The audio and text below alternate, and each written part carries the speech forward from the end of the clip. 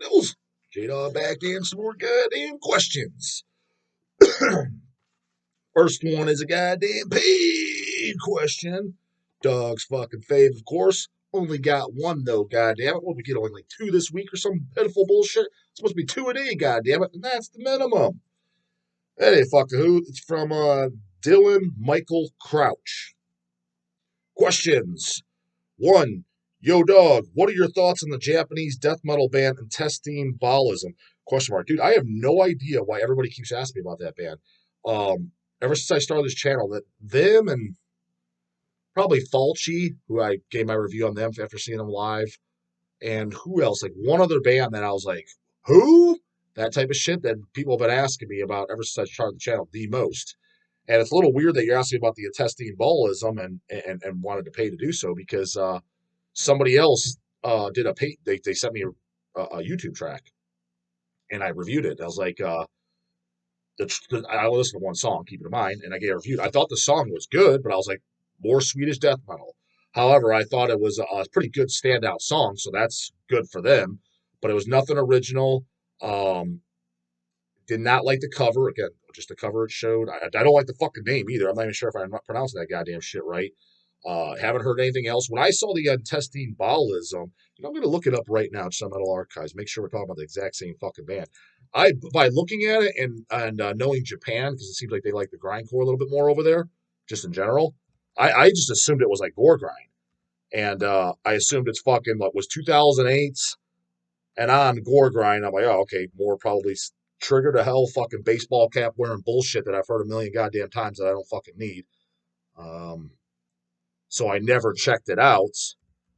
But when the guy sent me the track, just what was the last week, I was like, oh, this sounds like, this wasn't what I was expecting. It sounds like Swedish death metal. I was like, but I don't know. Okay, melodic death metal. That sounds about, yeah, it's the same damn thing then. Ultimate Instinct, I think that's what he sent me. Oh, this cover isn't terrible. That's not bad. That's a decent cover. Banquet and Darknet. Dude, see, this cover sucks dick. Doesn't fit the bill at all. It just looks, it might be great album. Again, like when I was talking, what was this, yesterday's video? When I was talking about like some of the Immolation albums, like the later albums, and some of the Christians. The Christians specifically, the cover I didn't like was Assassination. This represents that. This Banquet in the Darkness. Might be the greatest album since Sliced Goddamn Bread. I don't fucking know. But this cover art, because I can tell you, I've seen this before. Hell's has had this in stock. We've had this band in stock because I knew the name. It's just another thing when it comes to this is why I didn't check it out. Maybe it's great. Maybe it gives Intrails a run for its money. But when I see covers like this isn't calling the dog. A fucking name I cannot pronounce and a bullshit ass fucking just. It just looks like this cover to me looks like it could be deathcore, it could be Marilyn Manson, it could be a fucking Rammstein album. It should be no. When you look at goddamn Exhumed gore metal, you're like death metal. I got it. When I showed you that Carnal Dissection CD yesterday or the day before, whatever the fuck I showed it, goddamn it, the demos, you see death metal. Now you may not know if you're gonna like the tunes or not. You may be like, oh, these are bad songwriters, these are boring songs, but you know automatically what you're getting. This bullshit, I'm thinking, I'm seeing fucking Rammstein. I'm seeing Marilyn Manson, Rammstein, Deathcore, and who else is this fucking Scream? Some more of that goddamn canoe shit. Not saying it's that, but that's what you can mistake in the cover. You're like, and I guess maybe a commercial fucking death metal. So get your goddamn oh, here's the one I listened to. Because this cover looks the most familiar. It had been the first one. Anatomy of the Beast. Again, the cover is not as bad as the second album, but this is just very, when I see this cover, it screams, what does that say to me? The logo says, okay, possible death metal, but screams 2008 up. Just out of curiosity, what fucking year did these guys come out? Oh, 94. Shit, they've been around. Oh, that full length was 97. That was a release that passed me up things. That was right around when I started slaying canoes. It was 1997, goddammit. Because, yeah, that's the year I heard, that's the first year I heard death metal, Cannibal Corpse. I would have been 12 years old, 1997. Started going to shows in 1998. Yeah, did that one slip past me. You know what? I'll check out more of their shit. They got a demo from 95, too. That dog likes demos. This demo goddamn cover and shit definitely looks to help fit a little bit more the aesthetic of it. That's the word I was looking for. Get your goddamn artwork and let's see what these guys look like, too. Yeah, look like kind of tough Japanese guys. Guys got a Deicide shirt on, knows what the fuck up. An excessively large pentagram, but hey, better that than nothing. God damn it. Yeah, yeah, they're definitely last full length was full. It says active my ass. Their last full length, Ultimate Instinct, fucking 2008. That's fucking. You can pull on a KD for intestine biology. You ain't active. What the fuck you talking about? 2008 was your goddamn last fucking release. Bullshit, you're active. I am going to say, though, is next time I see CDs come in, I am definitely more curious to listen to them because the one track that I was sent to YouTube, I remember enjoying it. Again, more Swedish death metal we don't need. But the song did kind of stand out, like the leads and shit. Like the leads? Yeah, the leads, god damn it. They kind of stood out. At first, I was like, oh, I am entertained. But it was, that's the only way you can pull it off. Again, you can start another Swedish death metal band if you want, but you better have riffs, leads, sing alongs for fucking days. Shit that captures your attention first listen. It has to be first listen or get lost because you're gonna blur together. Yeah, when I see a Swedish death metal album, I was like, is this gonna be better than the first three fucking entrails? I like everything by entrails, but I'd say the first four. Obliteration was the last one I loved. The first four were fucking phenomenal. Tales of the Moor is probably my favorite, but the first four loved them. And the albums after the four, I like them, but it was kind of getting, it's hitting the fucking Cannibal Corpse immolation territory, Dying Fetus territory. Good. You know what you're gonna get. One trick pony.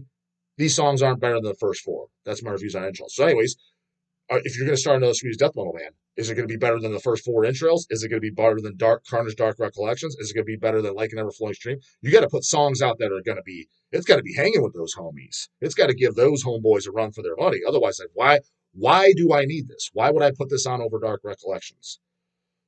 So the testing ballism had potential because I remember that. I remember the one thing again that was weird. You asked the question because I gave that review. Because it was that band. I did recognize the cover now. The song could be just on YouTube. The song was in the middle of like a solo or a chorus or something, and it ended just abruptly. I was like, did the guy's video cut off or what? I even took a second take, went back a little. It's like maybe my fucking headphones just something. It's like that's weird how the song ended. Not that made it bad or anything. I just thought that was a really weird fucking just the way the song ended. Riff Central or Total Poser? Question mark. I don't know if I'd call it riff. Oh, I can't say. I won't listen to one goddamn song, but I am curious to hear a little bit more. And the one song did kind of. Now, granted, the guy that sent me the song, maybe that's their Hammer Smash Face, and that's all they got. And then the rest is fucking background as motherfucker. Regardless, I don't know if I'd go as far as saying it's riff central. Get back to you on that.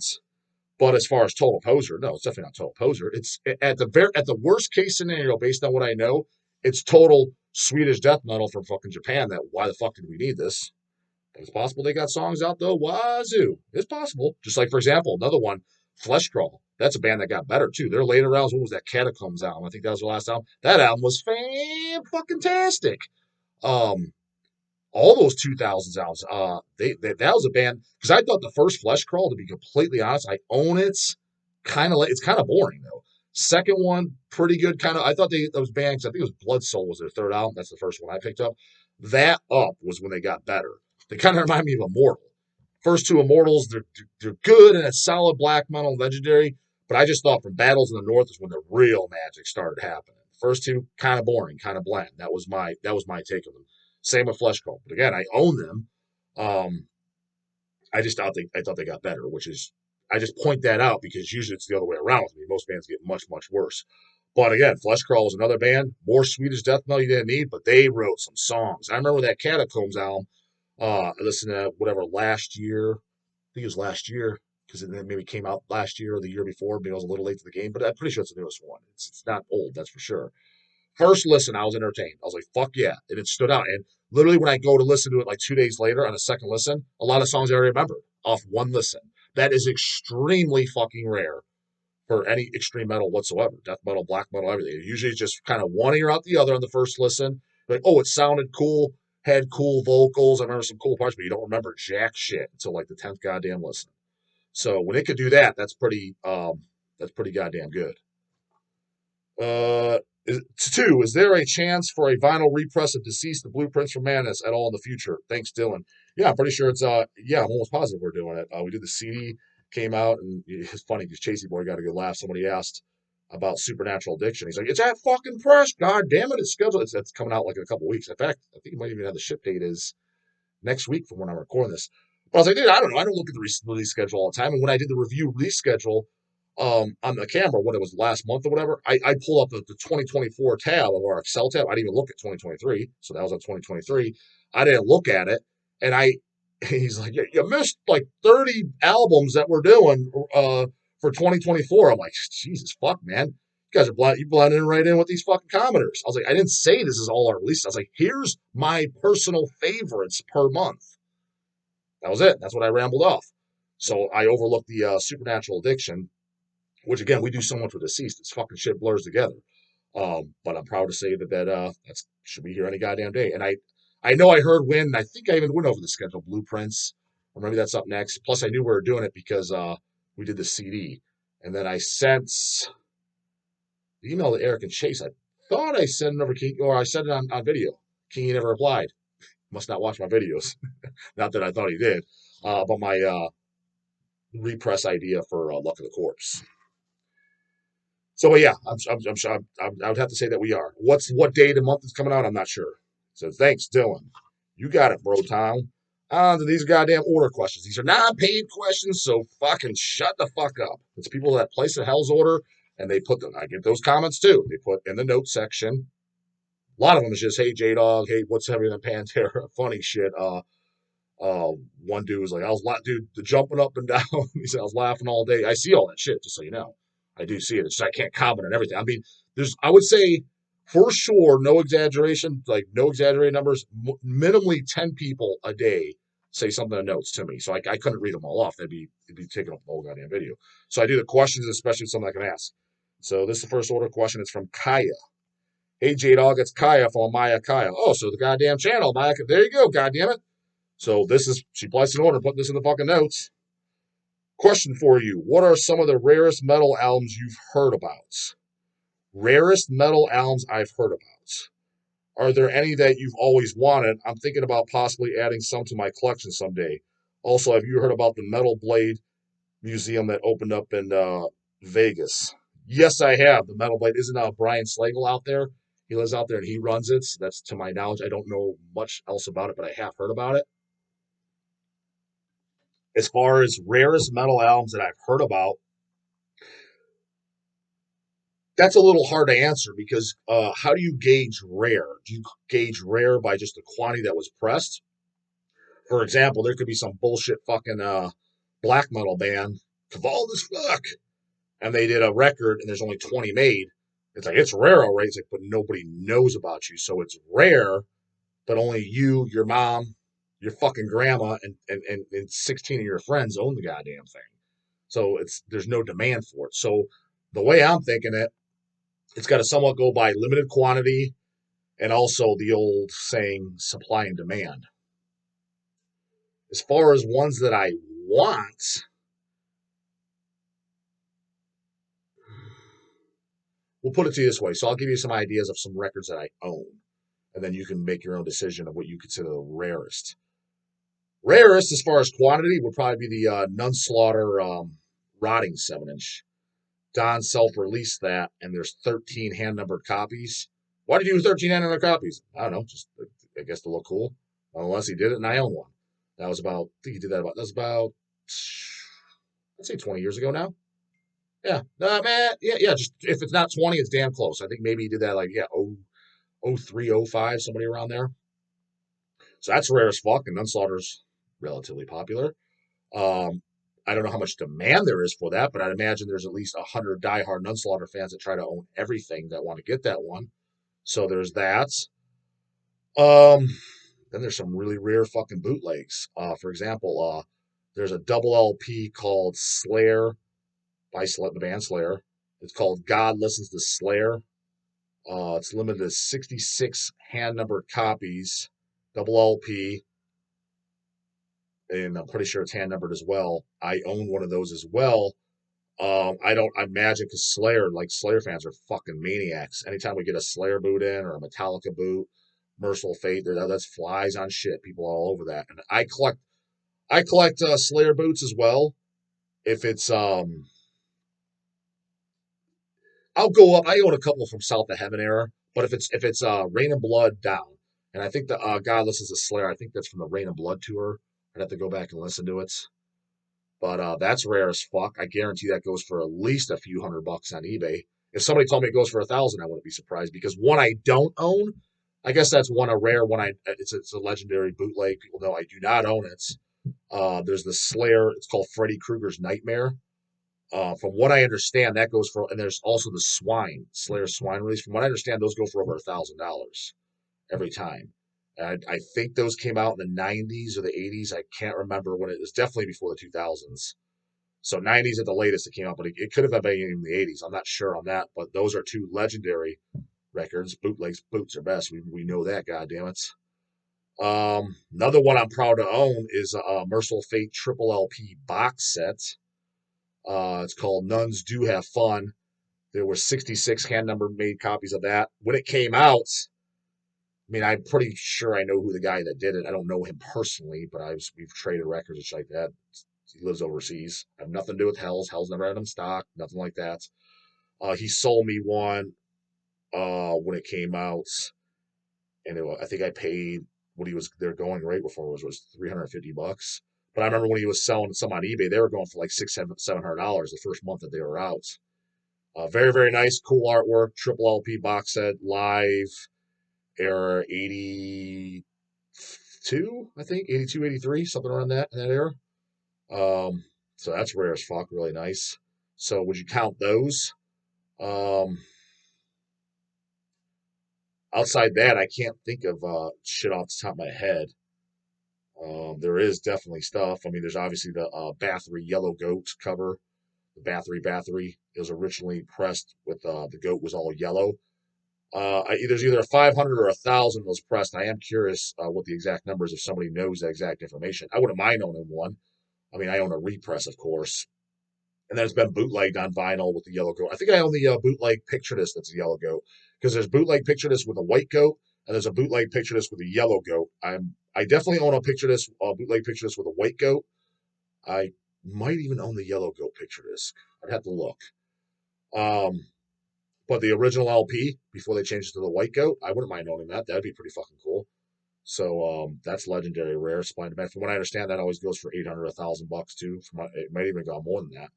But I'm not willing to pay that for that. But I mean, it'd be a cool fucking record to have. So those are what come to my mind. Joshua Brown. Question for J-Dawg. I've been jamming Drown and Quarter a lot lately, especially the album Hail Infernal Darkness, and was just wondering if you are into them. Seems like an under the radar band to me. Hails and be well. It's funny you bring them up because I just saw them play with Mulder when I was like not even a week ago. Tomorrow will be a week. Drawn and Quarter. What did I think about? They're a band I picked up in the early 2000s, picked up a disc and was like, it's just standard death metal, true death metal, but nothing about it to me stands out. And at the show, my review of them was I liked the vocals, really low, brutal vocals. Some of the riffs definitely reminded me of Immolation, but all the songs, nothing stood out to me. It's just it blurred together. It's true death metal. It was dark. It's heavy. It's brutal. No jumping up and down riffs, no canoe, chugga, bucking bullshit. Real shit for sure. But it was definitely, it's like I can't differentiate any of this. It just all blurred together. And I would highly suspect to be able to digest their albums and to learn the songs and know the songs. It's one of those you'd have to listen to it at least a dozen times, probably with the lyrics to get to know the songs. Not that there's anything completely wrong with that, because I do have albums like that I like. Most of them is from the ones that I was a kid picked up as a kid, and now I know them as they're drawn in my head and following the lyrics. So they're kind of classics to me. There's exceptions, but at this point in my buying days and listening to this shit forever, I don't need another blur together. Need to listen to it 20 times, drilled to the head just to get to know it. I just don't have time to listen to that one release that many goddamn times because I got that much shit to listen to. But solid death metal band, Smoke, Suicide, Silence, no question about that. It's the real shit. But is it something I'm going to throw on? No. Basically, what it'd be is like it's a good brutal death metal background listen. That's the best way I could describe it. You put it on, you get some work done, do some emails, not really paying attention. It breaks the silence, but socks are not blown off by any stretch. Shoes don't even come slightly unlaced. So that's my review on Drawn and Quartered. Shinny Swatson. I think this is a goddamn channel question. So channel questions, goddamn it, for you people fucking bitching and whining. Do you faves? What the fuck? Do you faves of folk? I don't know. Do you faves of folk metal next, Jade? Or do my favorites of folk metal next, J-Dog? Question mark. Or do I have some faves? Basically, she asked me, do I have any favorite folk metal albums? I have some autographed stuff, but you really seem to love them. I don't know what the fuck you mean. I seem to love folk metal and autograph stuff. What the fuck's that got to do with anything? Um, the only thing folk metal I can think of that I like is that band Storm. They did the one release. It was the fucking one or two guys from Satyricon. What was it? Satire, maybe Frost, or just Frost? I don't remember. They did that. I did like some songs by Isengard as well, but some of it I did not like at all. But the Storm disc, what is it? The Nordavind. Um, I enjoyed that front to back. Isengard, they done what, 2 albums, something like that, 2 releases, maybe 3 releases, 2 albums and a demo, something like that. And like Peaceville has reissued and shit, and that's when I checked it out. And it was just some of it I enjoyed for sure. There was definitely songs I did, and there was definitely songs, don't really like it. So outside that, I don't really like any folk metal. Now, granted, I haven't given a whole lot of it of a shot, so it's kind of a it was just never that interesting for me to check out. But having said that, since I haven't heard much, and I've always kind of known this. I just didn't know who to check out or what, because none of it has that aesthetic to grasp my attention to want to listen to. It's got to be something somebody recommended. I don't even know why I officially listened to Storm. I think the only reason I listen to Storm is because it's been, to my knowledge, most of the times we've had is bootlegs, but we've established boots are best. God damn it. We've had LPs of it. We've had CDs. I think they're bootlegs. That's what I got. Is one of the we got it through Hell's, and it came in multiple times. And it was always selling out like really fast. People were buying them. Like, what the fuck is this? And I knew it was one of the guys from Satyricon. So I did know that background, but I just see it, font, logo, goddamn force worship and bullshit is what I'm thinking. I'm like, I'm not listening to this fucking shit. But it got to the point where it was flying out the door, and I'm like, I'm curious. What are these homeboys all about? I pull out a player. I'm like, not my kind of music, but I was like, I gotta say, I'm really enjoying this for whatever the fuck reason. So I'm fully aware there probably is other shit that I would thoroughly enjoy. I just didn't know where to start because aesthetically, none of it's grabbed my attention to. So I guess put it in there. Well, who do you think? I guess something that's in the vein of Storm. I mean, I like that. So I had never gave it a fair chance to where I'd completely. That's why I don't bash it because I don't really know much about it. It just never looked like it was a kind of more of a death metal guy. Extreme. I'm going to say death metal guy, just extreme metal guy. You know what I mean? That's what captures my attention and what I want to generally check out. But again, I do like other shit. It's just I'm a little bit deer in headlights, dick in the mouth as far as what to check out when it comes to other stuff. I'm just uneducated, out of the loop. I've always been. I've devoted all my time, energy, and thoughts into death metal, grindcore, thrash metal, black metal, shit like that. So that's my fucking wheelhouse. That's why with anything like punk and hardcore, I like some, but it's very limited. I've heard others and I don't like it, and then some other shit I don't know where to start because it looks kind of canoe, but you don't know. It's like, well, it's not canoe for punk, so you're like, all right, but fair enough. Kind of don't know, you know what I mean? So that's where I fucking stand. So I guess put it in there. Who the fuck should I goddamn check out? Consequence Surge, you know what the fuck to do. Put the God's Prize, get it. That's the morning. Later, goddamn it.